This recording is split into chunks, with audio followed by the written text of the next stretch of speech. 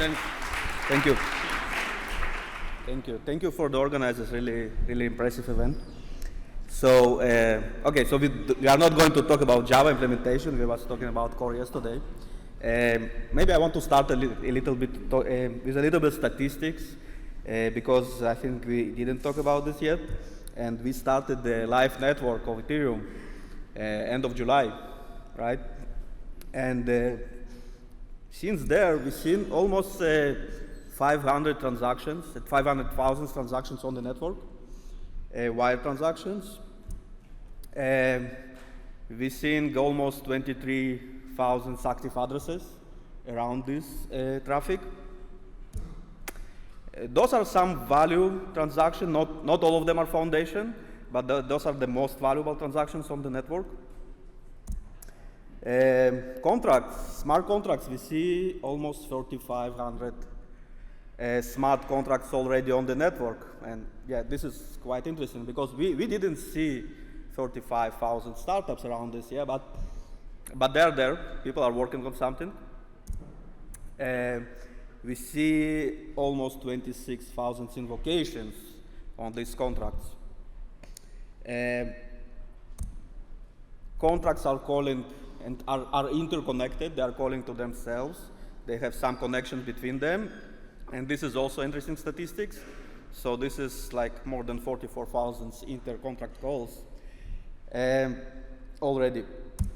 And the addresses, the Ethereum addresses, which are people basically that deal with these contracts, they are doing only contracts or focusing on contracts. This is the number, 32,000 unique addresses. And this is also, you can compare to the previous, this is the value that contract move between them. So if you are talking about value of wire transactions, this is the value of contract moving Ether between themselves, and this also give you kind of understanding, like people trust contracts to do value for them. This is also quite interesting. This is the sum of all Ether that was moved in the network. And I'm not talking about any exchanges or trading. I'm just talking about value moving from account to account. It does not have bit trading. The fees, also interesting statistics. 1.1 million Ether miners got for these transactions, and 36% of this is around contracts. It's 404,000 Ether paying for invoking, creating, storing data in the contracts. So, why I'm showing you these statistics? First news that I study from these numbers is that probably we are not on Facebook numbers yet, right? We don't have 1 billion users yet. But there are also good news.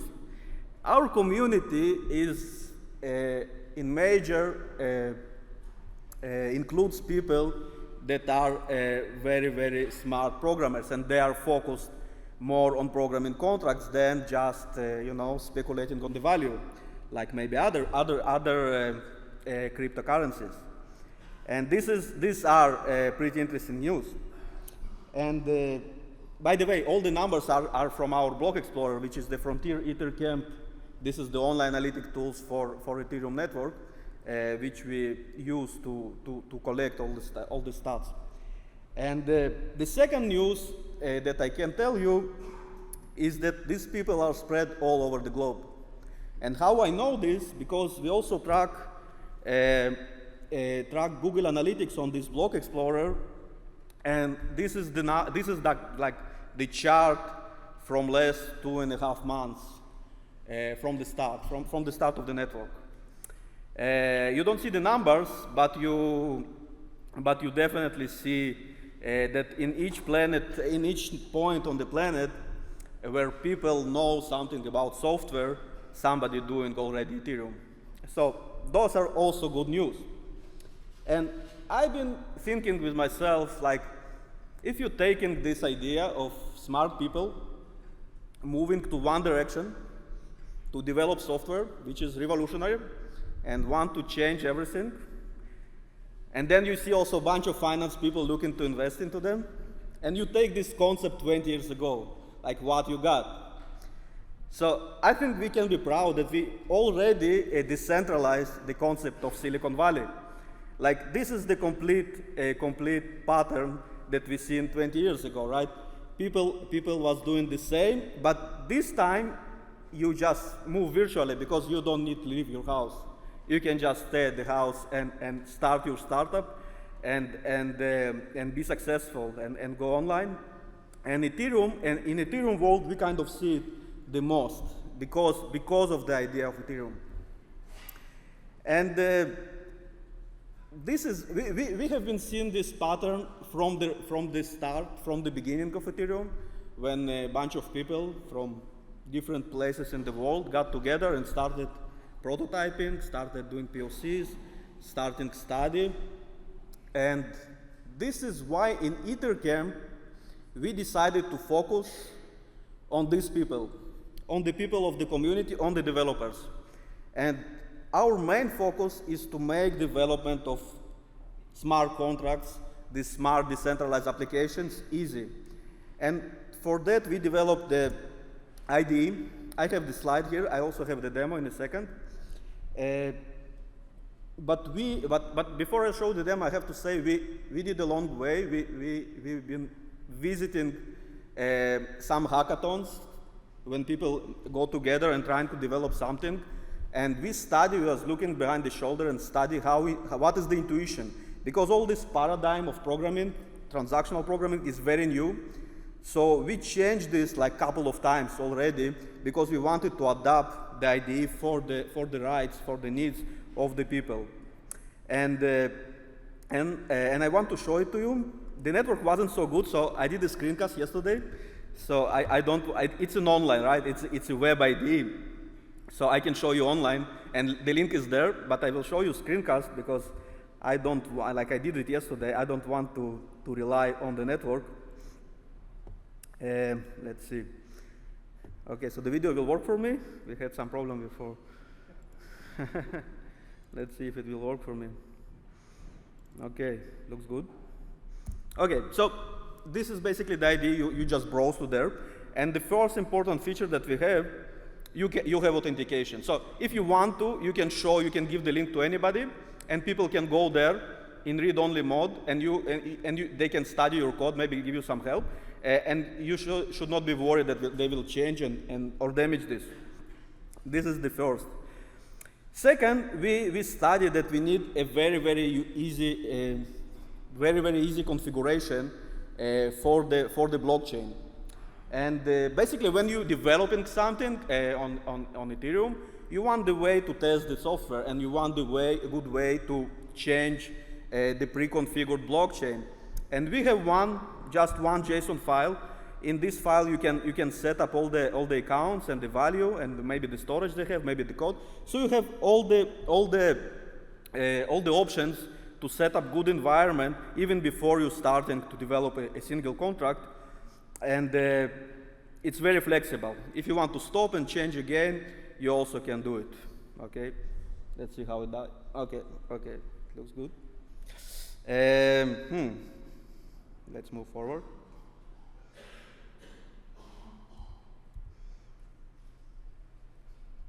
Yeah. Okay. So now we're ready. Like we have this configuration. We have pre-configured, let's say Genesis, right? Because it's not really Genesis. Let's start the blockchain. And we took the implementation of Ethereum, the full implementation, and completely included into the IDE, into the box. So you can do whatever you want with this IDE and with this Ethereum in the box. And the basic idea is that you can prototype really fast. So you just need to run, and you have on the right panel, you have all these accounts that you predefined, already preloaded into the blockchain even before you started, right? They're exactly same. And you can see them. You can see them and see that everything is okay, all right? There is the last one is the one we just added. And if you can see that the balance is 0. So we also coded some usual way to manipulate the blockchain any way that it will going to be convenient for you. So you can also do a regular transaction, just move value between accounts. and you can just move value and record these transactions for any reason you want to. This is also included into this box, into this ID, right? Okay. And after we setting this, we want to start and do some contracts development. So we support Solidity completely, Solidity language, and I will show to you this smart contract in the demo. Basically, it's a banking application. You have creditors and debitors and people looking to give money and to get money, and application matching between them. So it's very hard to explain code in the mode of presentation, but you can see the data structure and kind of have understanding what is this about, what is the application about, all right? And this is the implementation. This was the interface, so-called interface, and this is the implementation. And now you can see that the contract which was deployed is right there, right? And while it's right there, you can invoke any method on this. So it's very easy for you to test any of the methods of this smart contract that you coded. And if you add parameters, if you add methods, you will find all of them here. So let's try to do something. Let's try to invoke a method that called debtor register, just to register a name on this application, right? Just try to register a name. And you also can call this method with any account on the sandbox. So you have all the options, like all the options you have in the real Ethereum world, you have them there. You have them here.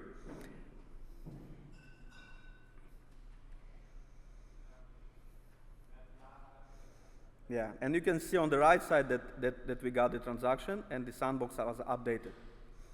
So this is very, very simple and very easy way to interact and see how your Ethereum in the box is doing. And now that you can see that you can easily do whatever you want with the smart contract, the next big step for any application developer is to build the UI, right? You want to build the UI, put it out there and show and have your user enjoying your smart contracts. So the point is this: we can have the ID of the sandbox, and then a usual pattern of Web3 HTML can be just referred to this sandbox and can be invoked. I will show it to you in a minute. So this is the ID. I just updating this ID inside the HTML, which also developed in this ID.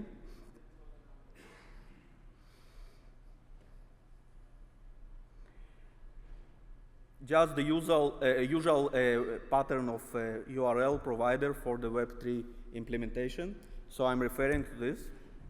And then, because I have also complete SSH, a complete shell to the Linux that ID is running on, so I can start any NPM application, so I can start the HTTP server. Yeah? Okay, and after it started, I basically changing the port, and I can have the application, I can have my HTML tested against my sandbox already. All right? So this is the HTML, very simple. And now I will show to you how you can, from HTML, manipulate the sandbox the exact same way this HTML is going to manipulate Ethereum when it's going to be live. Right? So this is the sandbox that we started. We didn't do anything with him. Here it is, one account there. And now I will change everything from the HTML. So here it is. Okay, let's put it on the side. So you'll see that we are not cheating here. Okay. So now I was registered the debtor. Now I'm registering the creditor. Mm-hmm. Okay. Mm-hmm. You see this? Right. So also you can concentrate on the application development because we're doing all the connections for you. And just to add more functionality, you have also in this application you have also the ask and bids. You can add them. You can also add them and see how it goes, how it works. All right. So here it is.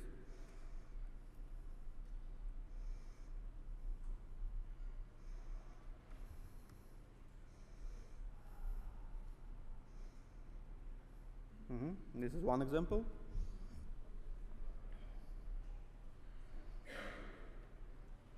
So the development of such application is not much different from developing a regular database application, which any UI developer already know how to do. Just the difference is you deploying to the real Ethereum network in the sandbox, and you don't feel the difference. But after you're done, you just want to send the contracts into the real network. And here we have also this functionality inside. You see all the contracts that you developed. You see, you need to sign it for real because you're doing transaction and you pay Ether for this. So you need to sign it with your account. By this peer, the specified, we know to which network you want to deploy. This is, for example, is consensus test network that we also monitor, but you can switch it and go to the production, for example, and pay real Ether, or go to the blockups Strato network, or whatever, and we're working to integrate more. And then basically you do send. You do send. We already know what's the how much the contract costs because we did it once in the sandbox. And here we have the transaction in pending state. And it basically will take 10 to 20 seconds to mine the transactions by the miner.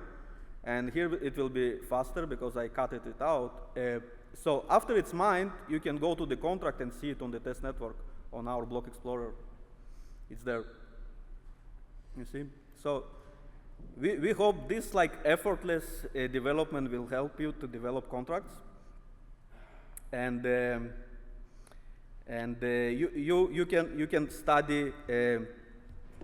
you can study more